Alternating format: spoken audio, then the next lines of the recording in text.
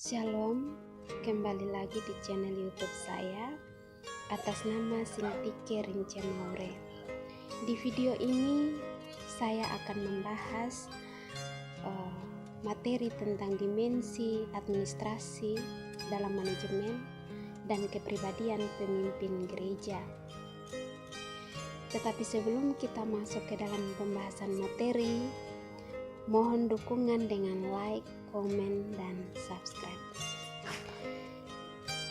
Baik, kita langsung masuk ke dalam pembahasan materi. Yang pertama tentang administrasi dalam manajemen.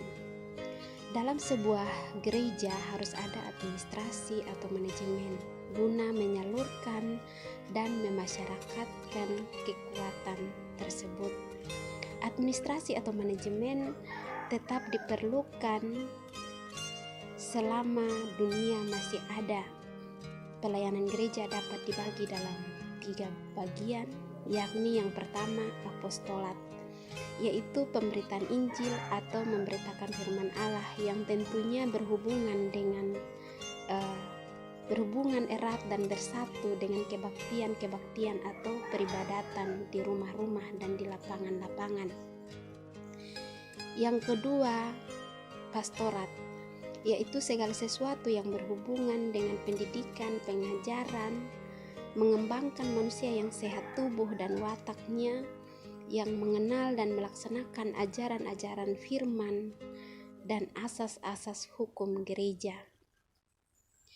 Yang ketiga atau yang terakhir, diakonat atau pelayanan memberikan kesaksian tentang kasih dan rahmat Allah di tengah kehidupan sehari-hari di dunia ini, dengan turut merasakan duka, derita, kelaparan, kemiskinan, penyakit, dan beban-beban lainnya di dunia ini. Dari ketiga di atas yang telah kita bahas, sangat penting bagi para pendeta untuk mengenal dan menghayati peraturan-peraturan gereja mengenai struktur organisasi gereja dan menjalankannya secara teratur. Karena semua kuasa pelayanan adalah pemberian, maka setiap pimpinan harus mempertanggungjawabkan menurut saluran-saluran yang ada, terutama kepada Tuhan dan sesama manusia. Dalam memakai kuasa tersebut, mutlak diperhatikan bahwa janganlah tindakan-tindakan dinyatakan benar hanya dari sudut legalitasnya, tetapi harus juga diteliti dari segi moralnya. Kasih dan keadilan berjalan bersama-sama serta menjalin di semua kepemimpinan Kristen, khususnya dalam gereja. Yang kedua, kepribadian para pemimpin gereja.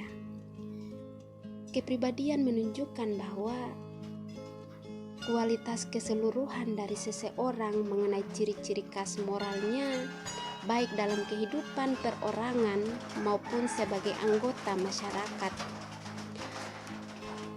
Suatu kedudukan atau jabatan menuntut norma-norma tertentu guna memangku jabatan itu dan guna memangku peranannya sesuai dengan kedudukan itu.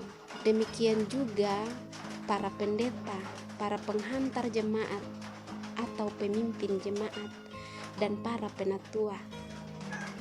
Masing-masing diharuskan dan diharapkan bertindak dan berperangai sesuai dengan kedudukannya, yaitu pemberian dan panggilan status dan peranannya.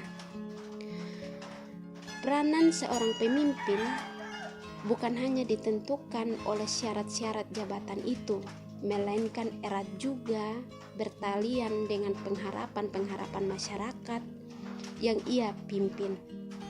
Hanya hal yang tidak dilakukan oleh pendeta, sekalipun hal tersebut sebenarnya bukan terlarang. Beban kepemimpinan sebagai pelayan gerejawi memang sangat berat dan seakan-akan tidak dapat dipikul. Dalam jabatan gerejawi hanya Tuhan, Raja Gerejalah pertolongan utama dan pertama bila dari sudut manusia saja. maka yang adalah impossible mission. Dari materi ini dapat kita simpulkan bahwa pemimpin-pemimpin potensial memang ada sejak dilahirkan, tetapi untuk menjadi pemimpin-pemimpin yang efektif perlu usaha, latihan, dan kerja keras. Panggilan pemimpin Kristen ialah melayani atau menjadi pelayan, bukan untuk menjadi bos. Berbahagialah warga jemaat dan gereja yang pada saatnya dapat berkata-kata seperti Paulus pada akhir hayatnya. Aku telah mengakhiri pertandingan yang baik, aku telah mencapai garis akhir, dan aku tetap memelihara iman. Sekarang telah tersedia bagiku mahkota kebenaran yang akan dikaruniakan kepadaku oleh Tuhan, Hakim yang adil pada akhirnya, yang bisa kita baca di dalam 2 Timotius 4 ayat 7. Demikian pembahasan materi. Semoga bermanfaat untuk kita semua. Tuhan Yesus memberkati.